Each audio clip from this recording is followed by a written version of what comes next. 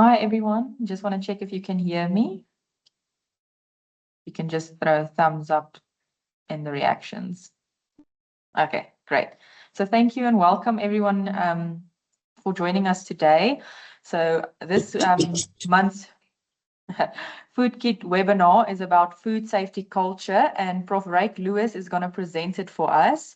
So sorry, I just see a hand before I do the biography. So if you have any questions during the course of the presentation, I'll say so long. If you can just type it in the chat box, Nicole and I will monitor that. And at the end of the session, Prof. Ryk will answer a few questions and then also answer questions that arise after the session. So just a bit about Prof. Ryk. So he is the director of the Center for Applied Food Sustainability and Biotechnology and holds the CUT Wholesale and Retail CETA Food Safety Culture Chair. So he has a master's in microbiology and a PhD in food science from UFS, and his specializations include social behavioral aspects impacting organizational food safety culture in the food continuum. So he collaborates with and advises several production, processing, wholesale and retail and hospitality industries locally and abroad. So he is NRF rated, and he's also currently our president at SAFOST. So over to you, Prof. Ryk. I'm especially looking forward to this presentation today. Thank you, Aniska. I hope I'm audible, and thank you to everyone for their time to attend. It's really special for me to see how many people are around the table, and I also see a lot of students joining. So I've just on my first page, just there on the top as a reminder, and also well done to Aniska and Nicole for their work in my SAFOST. We really want to concentrate and focus on our young people, our students, our future. So there's a screen grab from the website. You can go and visit my SAFOST, have a look there, but you probably also already have. So thank you for the opportunity. It will not be too long. I think about 25 minutes or 30, and then let's open for questions. So the topic that I want to speak about today is really close to my heart. It's been what we've been in our center and university worked for quite a long time, and it brings the human aspect into food safety, the human aspect into ensuring actually safety and quality. And I've chosen a theme from bacteria to humans, and that is just to say, you know, the history of food safety has always been very strictly related to bacteria and chemistry and systems and processes. But now there's a shift going on, and you know, in industry when it comes to safety, and that shift relates to the human component. To say, but the food handlers, not just the people handling the food, but in the broader organization, they've all have a big role to play in ensuring a safe product. And here on the left-hand side, you can see work that we've done for SPAR, so must acknowledge them some years ago, that says germs don't take coffee breaks. So this was a picture, something that we've put on one of the walls. If they just passed by in some of the delis, that says germs don't take coffee breaks, not implying that they shouldn't take coffee breaks, but germs don't worry about systems and processes. They just continue. And I think that is where my overarching theme comes from. Without any further ado, the question that a lot of the organizations ask, a lot of the industry and spirit thought for them, because they need to pay for this, and often this is also takes their time, and it's big in terms of compliance. And now they hear about this new adaptation to the standard that says you must look at your human aspect, the health behavioral aspect. And why is this now necessary? They ask the questions, why do we need to do things differently? We have the legislation, we've got our systems in place, there's training in place, there's auditors on the facility. Why do we have to do things differently?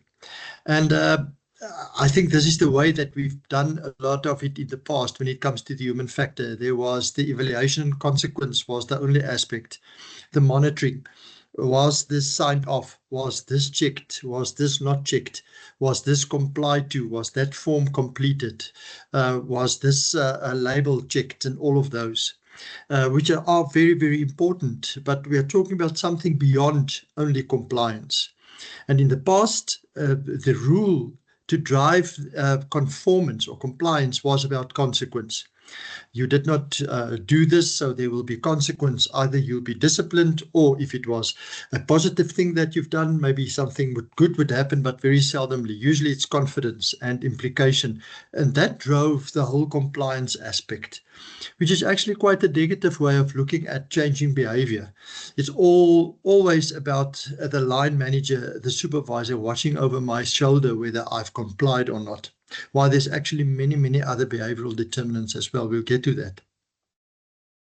So the question, I think, and I've showed this before, maybe you've seen it, the question that we ask is, doesn't matter about race, gender, environment, production, our colleagues that's on the shop floor, working hour in and hour out, busy with certain activities that may not necessarily be responsible for the safety. The lady working here, for example, she's doing offcuts.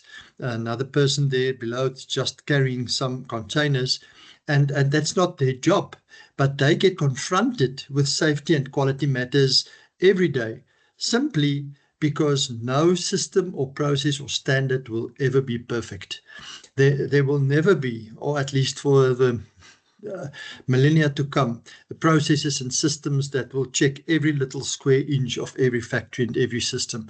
If it was like that, then we wouldn't have any food safety related outbreaks. And I think that also relates back to the bacteria, from bacteria to humans, that says, you know, and we see that with other outbreaks. It happens in places where the systems did not see it. The systems couldn't control it. If it did, it wouldn't have happened. And then the next question is, what would bring the colleagues in that environment to report an incident or something that they think is risk, or just take it out? The question that I often ask is, would Sam, irrespective of who Sam is, will he or she pick up a piece of glass and throw it in the bin if it lies around, if it's not their job and if no one is looking? And that is what food safety culture is about. But there are many aspects related to this. In the food industry, and this is also our history, we've got very specific operational, categories and portfolios. You are either a cleaner, or you are in the mixing section, or you are in logistics, or you are in the support service department, you are in HR, you are in finance, wherever, and you've got your job to do, and you just stick to that job. And especially in some of our factories where the people are really working hard on the floor, they are very intimidated about making suggestions or bringing proposals to the table if it wasn't, their job. It was somebody else's job to clean. And if you can see, this picture just shows you, but somebody else had to do something there. The person doing painting did his or her job. But just said, look, this is my job. I'm not going to take away the branch. It's not my job. It's somebody else's job. And at the end of the day, the road looks bad. And the driver on the road, in other words, the customer, is not going to ask who did their job or not. The consequence will be across the entire, facility or organization. So that is basically gives some context to what we talk about if we talk about food safety culture. There's been a lot of work done on this, ladies and gentlemen. Please read up. You can read up a lot of literature available. I'll show you some of the thought leaders that works on this. Frank Janas, you may know him. He was at Walmart earlier. He was also at Disney, and then later in some regulatory capacity in the United States. He did a lot of work on this, and I always tell people, if the guy that was the head of food safety in Walmart internationally, if that guy tells you that it's about behavior, then you must listen, because this guy knows what it's about. But long and the short is, you can have here the chain, which is your processes and systems and compliance and checks and balances, but there will always be the human factor in the middle, somebody that can taste or see or feel or hear something that they can bring to the table. Just very briefly, so what happened with all of this in the backdrop, is the penny dropped. There was inputs for a number of years from about 2010, around 2015 further, discussions on conferences and associations to say, what are we doing with the human factor?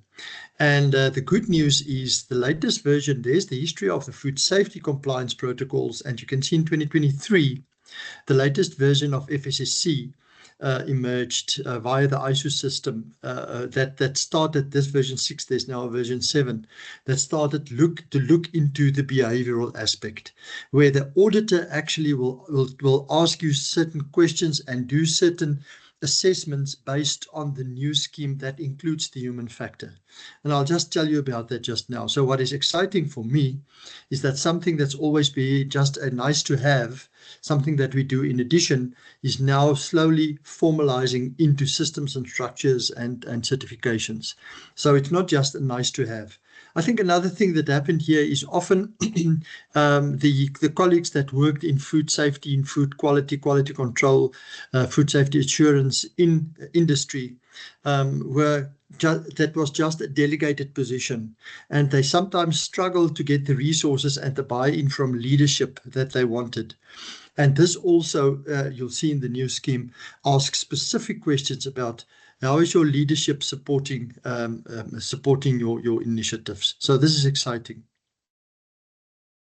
Briefly, and this is just the first page, please have a look at the version 6 of the FSSC standard. This is just the FSSC and BRC that I'll be using here. There's also other standards, there's also other histories. Just this one, and this has now been updated. You'll see there the aspects that the additional requirements to the version 6 asks for evidence in communication. It asks for evidence of training, employee feedback and engagement, and performance management. And we'll unpack this a little bit later so that we can see how this relates to behavior. But just communication, if you think about that, it asks just how are you guys speaking to each other in the organization? How is leadership speaking to you? Do you have the confidence to speak up and to pick up a piece of glass by means of speaking? But what it also asks, and you can see the circle one there, and kind of tongue in the cheek, I always like showing this to the executive management. The standard asks senior management should demonstrate their engagement. So the question that it can just be a delegated portfolio like in the past, that time is gone, it's over with. The leadership in the organization must show their commitment specifically with safety. The fact that safety, food safety, and with it the quality is an aspect that the leadership and the authorities must consider, rather than only the business aspect that is now clearly introduced by the standard. You'll also see there the bottom question clearly asks, how do your senior leaders engage with food safety? That's the clause, and then the other clauses that you see there. The BRC also has a category. The first category talked about people, process, purpose, proactivity. And you'll also see that these requirements are all human factor related. They are all related to the food handler initiative. Things like value, you see purpose there, vision, value, strategy, targets, empowerment, reward, teamwork, if we just look up again there to the red circle. So these aspects is quite new. It's aspect that relates to the human behavioral component that is not just compliance driven. And these are the two biggest standards mostly used internationally. There's a few others as well. So, I mean, again, this is not an option anymore. This is now clearly articulated in the certification and regulation systems. Okay, so the first is, just to go back one slide. So the first answer, why should we do this food safety? First in straightforward is to comply with the auditor that will be on your facility and ask you these questions depending on who the auditor is going to be. The second reason is also to mitigate risk.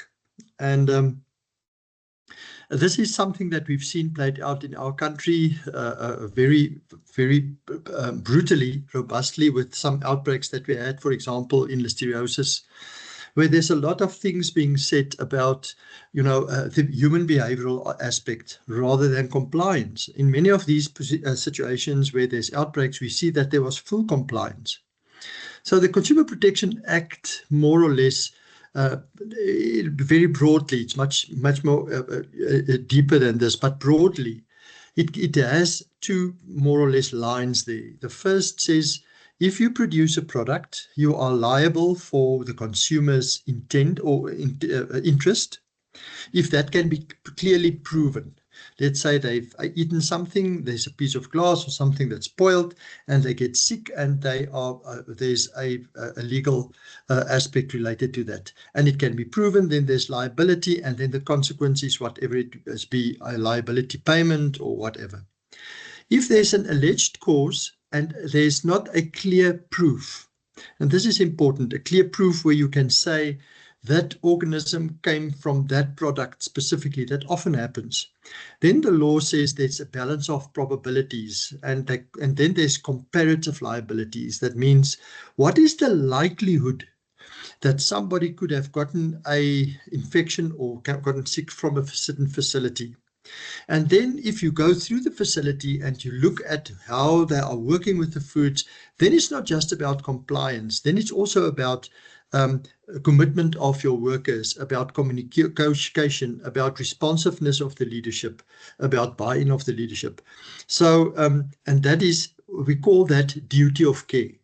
And duty of care is much broader than only compliance.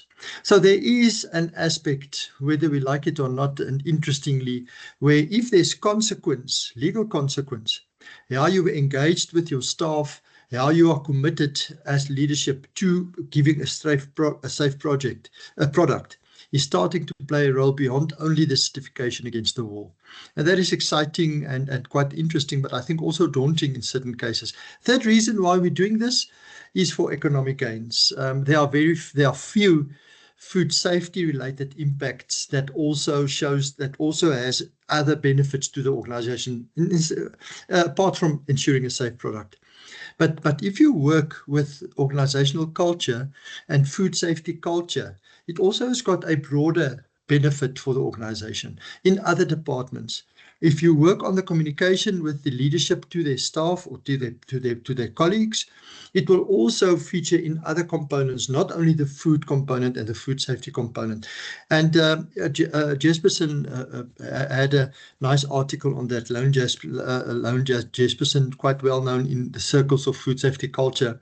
You can have a read there, where there was actually a study done to say what is the relationship between a positive culture and the bottom lines, the revenue and growth, the employment, the stock price, and so forth. So this is not just about compliance, it's got broader benefits. So let's talk a little bit closer to, we now talked a lot about principles and systems and theories. Let's get closer to the aspects. Let's get down to business. So if we're now saying, okay, it's about somebody that will pick up a piece of glass, even if no one is listening, even if there's no system or process or a test or a sample that will pick that section up. If you are saying that, then the next question is, how do you then change that, and how do you start working on it? So I'm not going to go into much too deep. You can read about this. This is more like in the field of industrial psychology, and you can please read up on it and so forth. There's a lot of aspects that influences behavior. Values influence behavior, emotion, competency, personality, environment, all of those consequences. But culture is also a strong determinant of behavior. And culture does not imply a lot of other structural or financial implications. That is something that can be done, that is very strong, that's already inherent in your organization, that you must just utilize and must just manifest itself. And the definitions about culture is also a little bit different. Some thought leaders say the culture is a separate aspect that supports the rest of the determinants. And there is now a new trend that says culture says everything. Culture is the overarching aspect of all of these things, and not just the team spirit kind of thing. But and there's this good example that Lone Jespersen always tells, where she says, She moved to a place where she was where she was caught for speeding, and where the previous place where she lived, there was no speeding fines given. So then after 2 or 3 times, she did not speed anymore. So there, compliance changed her culture. So interesting how one can argue about that, the fact that culture can also relate to rules and regulations. So she says you can have a culture of compliance. A bit of different opinions on that, but interesting point. This section I'm concluding here, and then we'll move to the next section about how to do this. I think very, very important. If we see strategy, this has been saying all along, I don't have to repeat it, Peter Drucker, that said culture eats strategy for breakfast. That just means strategy here is plans, systems, processes, all the formal things. And culture is just your team spirit, the way that you want to do. We buy into this. This is who we are. That's culture. And according to Drucker, he says, but culture is stronger than strategy. It eats strategy for breakfast, meaning that if you have a strong organizational food safety culture, that will outperform your compliance aspects, or at least add very strongly to it. That is what he claims. So I think this is a good way of pronouncing this. So let's go down to business.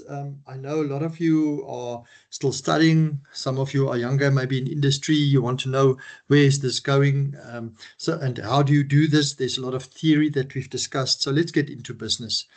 So, and we'll make this available for all of you afterwards. And I think this will really help you to understand what is the food safety culture implementation pipeline.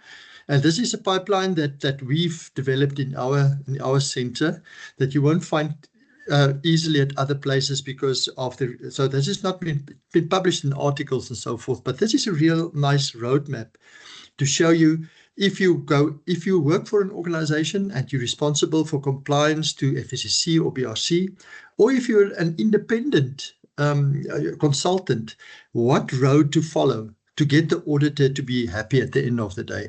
And this is the processes. There's 6 phases. Phase 1 is just the introduction, the onboarding. Usually this can be online or at the facility where you talk to the people, tell them what this is about, because it's still quite new. And often the leadership and the colleagues are, intimidated. What is this thing? Why is there now an auditor or food scientist on our premises talking about, worker and employee well-being? So onboarding that everyone buys in, especially the leadership, very important, phase 1. Phase 2 is actually then the assessment, testing where is the culture currently, very important aspect. You cannot just make assumptions about culture. That is not good, and it can actually be harmful. Every organization is different. We'll get to this a little bit later. So you have to assess the culture first. Then alignment is just sitting with that data and feedback and deciding what are you going to do to improve and attend to these. And this means every section may be different, every even portfolio may be different, departments may be different, and how are you going to address that? What does the data say? So this phase 3 is actually looking into your findings of the assessment and deciding what did I get. Phase 4 is then the actual improvement activities, the campaigns, whether it's training that you need to give, whether it's awareness or whatever. I'll show you a few examples later on must be done. And that is over a number of years, not just once, because food safety culture, to change culture takes a long time. So the phase 4 is continuous as time goes on, and even you can prioritize which sections you want to start. Phase 5 is then your internal audit, just meaning that someone in the organization or that's a little bit out can go through, double check if the things are correct. If the things are not correct, then revisit those with back reflection, feedback loops, making sure that those things are in place until you are ready for phase 6, which is the third-party auditor that will specifically look if you're complying to the food safety culture aspect. So that is more or less the roadmap and or the pipeline, and I hope this will also assist you. We'll come back to some of these aspects just now, go into them deeper. So the first is who should attend. who should participate in this food safety culture intervention. Ladies and gentlemen, the standard is clear. It says across the organization. So when you do food safety culture interventions, the departments that's usually seen as support departments like HR, finance, logistics, not necessarily working directly or marketing directly with food safety, they should also be part of this, because whether they want to know it or not, they're still part of the organization. They don't have to become food scientists or microbiologists, but they need to know and buy in to the product's safety and how important it is that the product is safe and how to get there.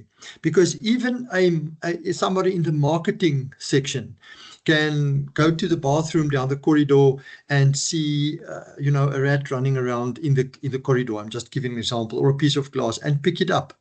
Obviously, it will not be so pertinent as in the production section, but this does not exclude only those working with the food itself.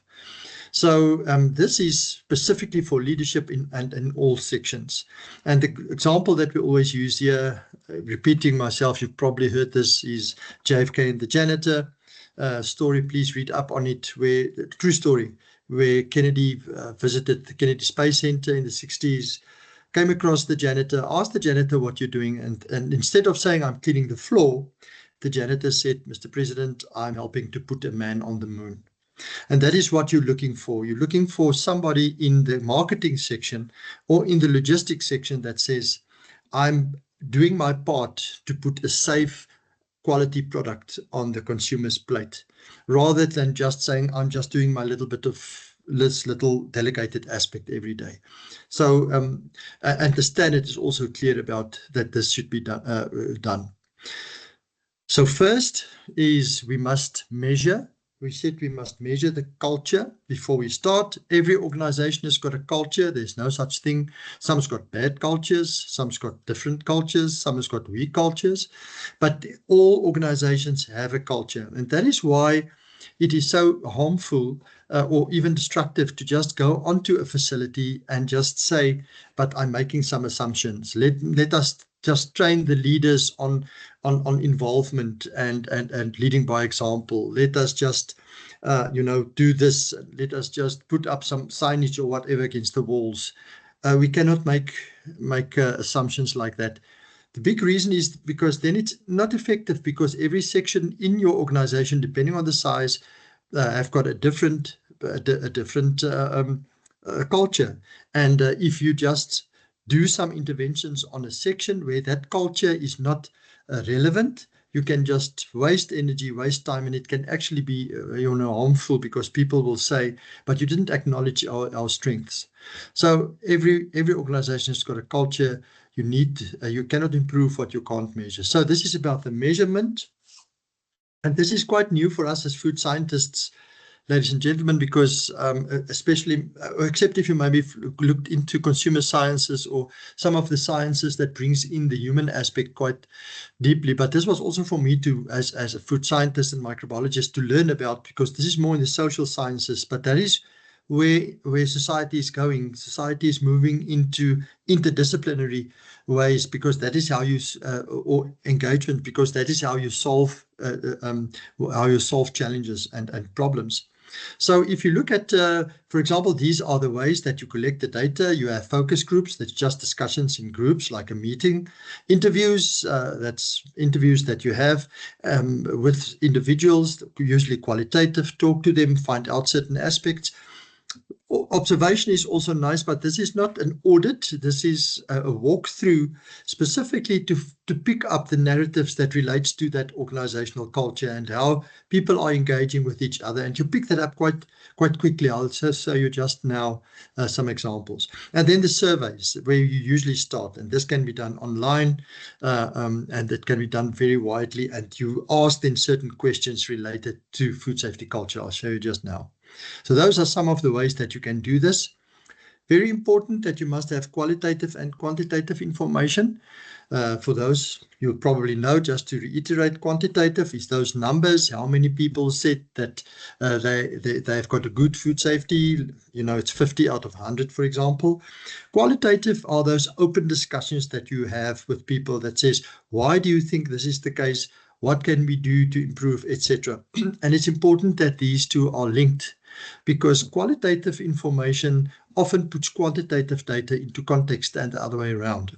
For example, I can say 100 people said, I've got a bad manager, or one person reported, I've got a bad manager, the person is late for work every day.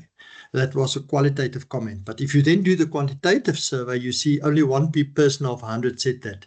So you then understand, it puts it in context.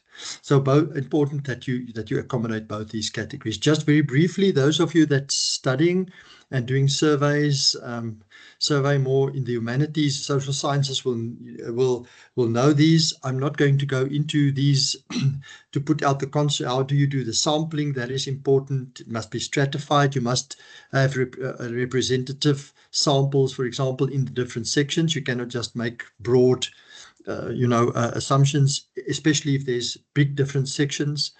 I will get to the ethics just now. The surveys can be online nowadays. That works quite nicely. Focus groups, usually best if you do it in person. I will show you examples about how the constructs and the questions are asked just now. That just relates to food safety culture, of course. How you engage and also to increase your response rates, very, very important. And then the way that you reflect your data, I'll show you just now. In the middle there on top, very important, the ethics related to food safety culture interventions. And please make a note here, or afterwards you can read back to this. To work with, and that's why I said in the beginning, from bacteria to humans.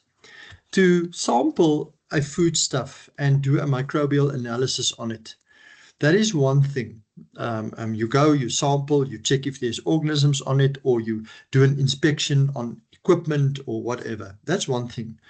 But to engage with workers in the workplace on different levels, to talk to them about their food safety culture and commitment, that is a totally different level of engagement, where the human factor plays a role and where risk and harm plays a big role. You cannot just sample and measure the human construct like you can the food construct. So ethics, very, very important, that people know if they are that responsible or want to participate, that it's anonymous. Otherwise, they're not going to share the information, because then you may tell the boss what they said. Anonymous, voluntary, informed consent, meaning they must know what their data is going to be used for. And then in South Africa, the whole POPI Act thing that one must consider. So very important, that aspect of harm and risk mitigation. And that will also influence the validity and reliability of your results, because if you don't protect your respondents in this case, then they're not going to participate. Colleagues, and we've done this many, many times, ladies and gentlemen, in South Africa at many organizations. It's actually interesting. It's sad how intimidated people are about talking about things in their organization. You won't find it easily. If you don't ensure them that they are protected in terms of participation, then your data will not be valid or reliable. Okay, so let's look at what is in the survey, in the questions then that you are going to ask in the focus groups and as the themes in your interviews. FSSC, let us just use FSSC as an example, but BRC, you can also download it. It's clear. In FSSC, there's the four components. I've talked about this a little bit earlier: communication, training, employee engagement, and performance. Those are the four aspects that the FSSC standard will require evidence of. And one can talk about what communication is, how you engage with these, what training is and skills and competency. Engagement, very, very important, talks about freedom and confidence to participate even outside of my job. Remember that white line in that road where somebody said, I'm this branch here, the piece here. Before you, let me just hear, am I still audible, colleagues? I was away for a while, it seems. Yes, we can hear you now. Okay, Prof. If you can just repeat that last section, please. Okay, so no, just briefly. So these four constructs, communication, training, employee engagement, and performance, they are the aspects that the standard requires. And these are the aspects that you have to focus on, because that is and than only these terminologies, but I'll show you just now. So this is just what we're using in some of ours. You can use this as an example. I'll also share this with you. It's a survey where we ask questions in a Likert scale format. You can say, is food safety important to our organization? Our organization has competent leadership. Now you can just imagine if you go into a food facility and you ask somebody to say, is your leadership competent, and they are not agreeing on something there, how afraid they will be, if they're not protected in terms of ethics here. And then there's different constructs here that relates to the other constructs. It's just different terminologies. But at the end of the day, it gives you all the answers that you require. So there are many questions there. Vision, inspiration, we have empowerment. Empowerment relates closely here to knowledge. Do you feel you are empowered by having the right knowledge, but you also have the right infrastructure in terms of environment and tools to work with?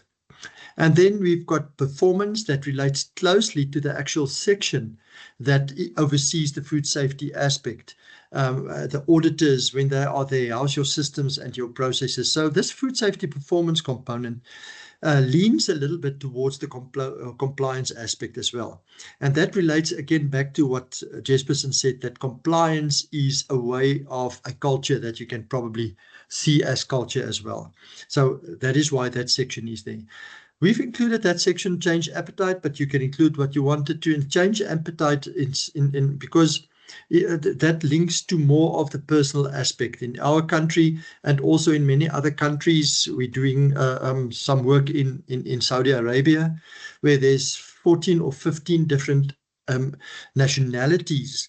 And there's often issues in that regard that plays a role that relates to respect in the processing line for somebody from different nationalities that may be a problem, or gender issues that one may have. Now, what is clear here is I'm not, maybe you are, I'm not an industrial psychologist. So it's important to know that this is a food safety intervention that may have ripple effects and certain benefits for organizational culture. But we're not, so when you ask questions like these, it must all feed into food safety, because that is the mandate. So if you talk about, ask somebody in the organization, look, how is your leadership treating or responding in terms of food safety? It's important to qualify that, because that is what we want, where we want to get the solutions from.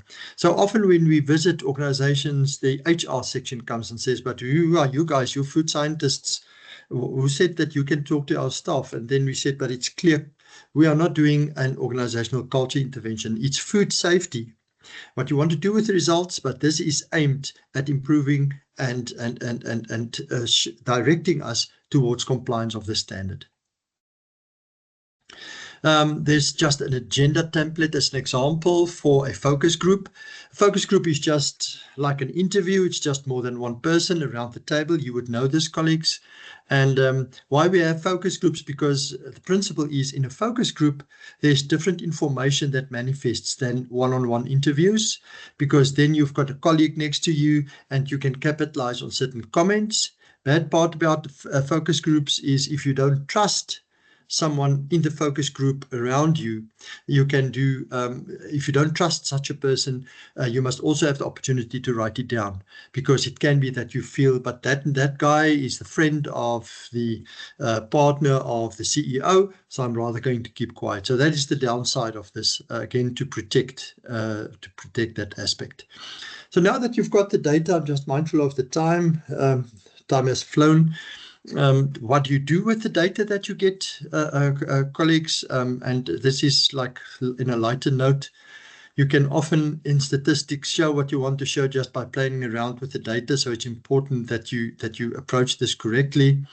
But usually you start with just basic descriptive statistics with responses, not rocket science to say this many people said, I know and understand our food safety policies and goals. There you can say there's quite a number that don't understand it, for example, which is not good. Here you want much more that says yes, 100%, just for example. So not rocket science, but it clearly start telling you what the outcomes are. Oh, you can put it in different graphs as you want. There's different examples of using just so where you can see trends starting and things starting to emerge. You can see there the one on just the bar graphs. Immediately that section on the right hand side. There's issues in that regard, and then the radial graphs is very easy. It's very helpful to show you where the ideal is and where the shortcomings are. This section, that section, let's say this is section 2, for example, compared to the other sections. So it just visualizes. For you, that's the assessor. It may not be so important, but remember, the feedback to the workers, the feedback to the respondents in the organization is very important. And then you're not talking about high-level, PhD thesis and articles here. You're talking something that's visually understandable, because feedback of what you've done to everyone is very, very important, that they are all on the same page. There's just an example of how you can calculate the information. You literally just calculate all the different scores, and then you get one percentage or one score, and that gives you a chance to maybe do one score for every section or every department or every facility, and that gives them an idea so that they can start competing with each other. Very, very important. It's very difficult, actually not really good approach to try and get an industry standard that you should adhere to year or not, because every industry is different. What is easier is to compare your sections with each other in your facility or in your organization, rather than to compare it with each other, because maybe another organization, there's many factors feeding into this, and this can be quite harmful if there's a count that may a section look bad and another one whatever. So I think it's important. We have used this maturity model that just gives you an overall score. For example, I think it was SPAR. They liked this because they could give the score for each of their branches, each of their sectors, and then they had a competition to say, let's see how we can improve next year, and there will be rewards for those that have upped their food safety culture, which is quite a nice, something that inspires people.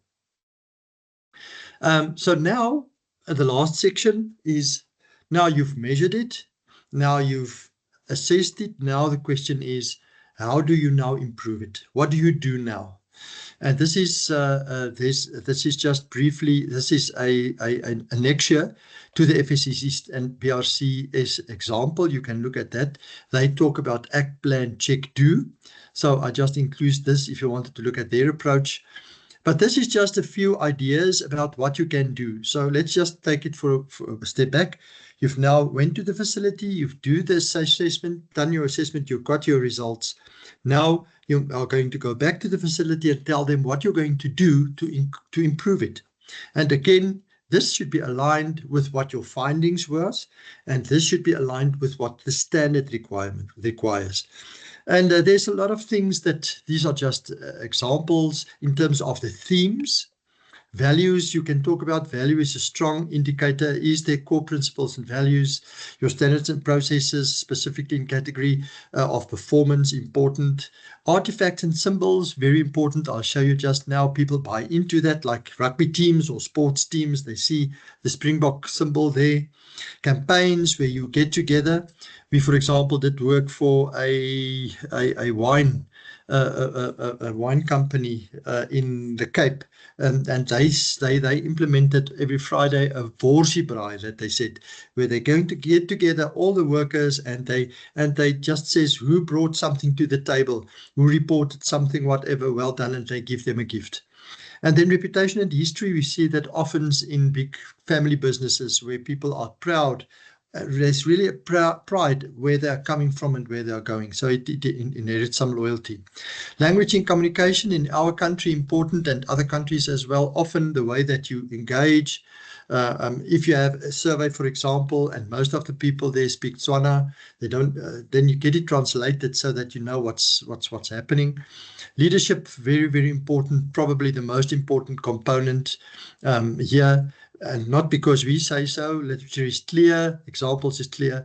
Your biggest influencer or biggest determinant of culture is your leadership and your seniority. So the rest, I'm not going to go into. Resources and environment, team dynamics, behaviors, examples, very important, this one, especially if the leadership is in. I won't say which company, but we did a discussion a while ago with a organization, and then the head of quality management said, but the CEO brought a visitor to the facility, and then one of the people in charge of the facility said, but please just put on your white coat and your beard net and your boots. And the CEO said, but who are you to tell me this? I'm not going to do this. We're just walking through. And the damage that has done in terms of is very, very harmful. There's the other story of the King of Swaziland, where they opened a store, a wholesale store, and again he was there with his entourage, and the person there said to him, please, will you, if you walk through this section, put on your white coat and your hairnet. And he said that's fine. So he put down his sword and his attire, and he took on it, he put on the white things, his right tie, and he walked through the facility, engaging with the people. And that is even used today as such a positive example of leadership setting the example. Okay, so one of the things that we often do, we think that is the place there where we can start, is to train people on leadership, train people on this, train people on that, make sure that they've got the knowledge. Training is good, colleagues, but not all training, not all chalk and talk is effective. You can see this guy, he did his online course, and he's not really, didn't really go to his heart, to his values.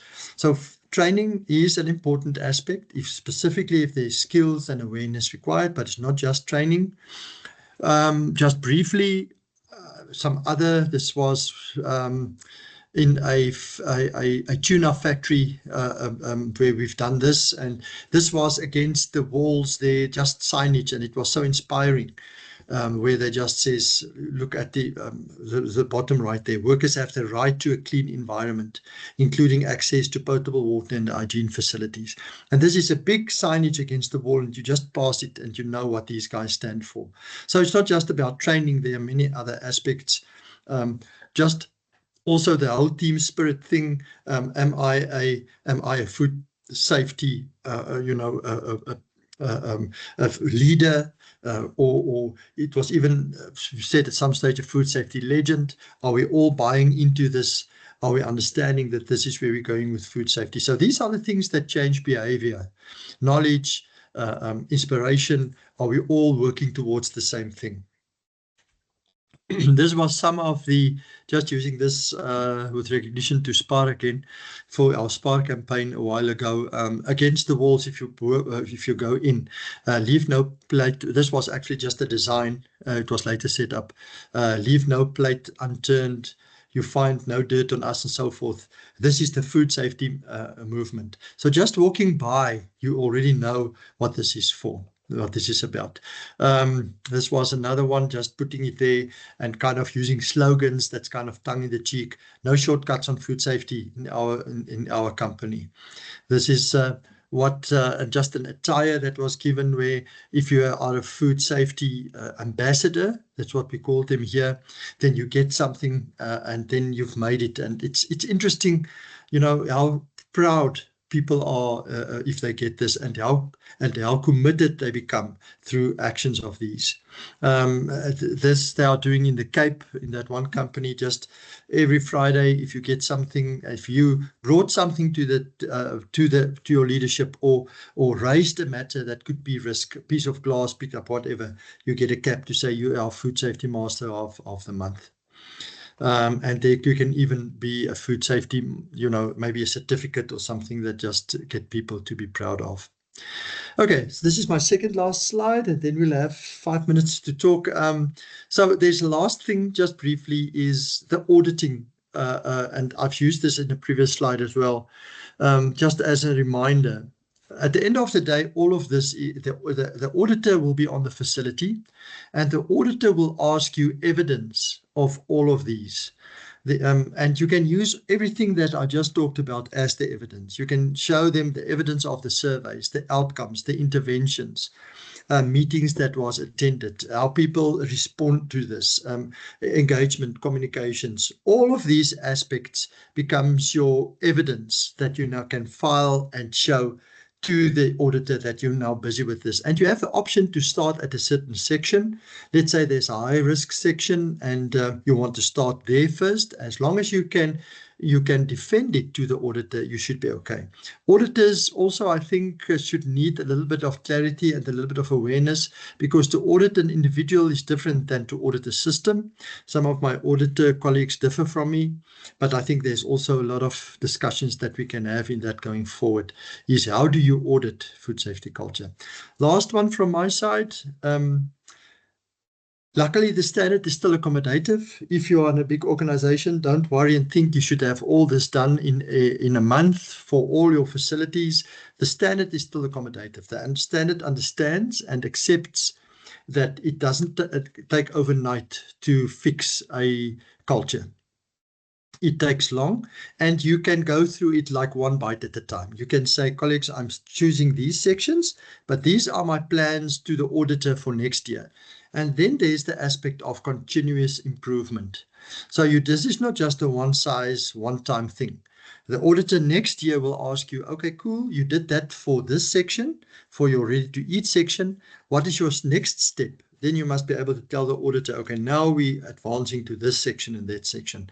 And if the auditor can see that you are eating the elephant one bite at a time, you should be okay, and you should get your certificate. Thank you, Nicole. Colleagues, that's my story. Back to you guys. Sorry, I took longer than I should. Thank you so much, Prof. That was really fascinating. It's always enjoyable to learn more about food safety culture. Thank you. Thanks. We do have 2 questions, so I'm going to hand Okay. over to Aniska to handle them. Okay, so our first question, it was from Sheldon. So any ideas as to how you can do surveys without the person being interviewed, feeling that if management finds out how she or they actually feels can be, actually feels they can be honest without being afraid that if management finds out, if they will lose their job. So if I can sum it up with out everything, it's just how can we encourage maybe people to be comfortable enough to share honest answers without them having to fear that they will be fired or face repercussions, basically. I think that's what the question asked. Okay. Hi, Sheldon. Good to see you. Thanks for engaging. Colleagues, yes, this is just a logistics issue. If you have a survey, you must be able to show evidence for your respondent that the survey is protected, that the survey, that the data will not be given or made available for certain individuals. And that is often an electronic thing nowadays, a technology type of thing, that your data is not hacked or something like that. So that's one thing that one can assure, and to also bring those coding and things into, if it's an online survey, to know that it's only you. The other thing is it's only the assessor that sees it. The other important thing is the interaction between whoever does this food safety culture intervention and the leadership that needs to change it. I think what is important is that if you have got an agreement, because now you also want to bring this information through to the leadership, because they must lead the improvement, but you don't have to, you don't represent the certain names, but you can a section. If there's 20 people working at the, let's say the, you know, the whatever section, let's say the packaging section, and there's issues there, then it is your prerogative to say, but it's the packaging section, but not it's a certain individual. So this is a logistical matter that must not be related, and we just don't divulge it.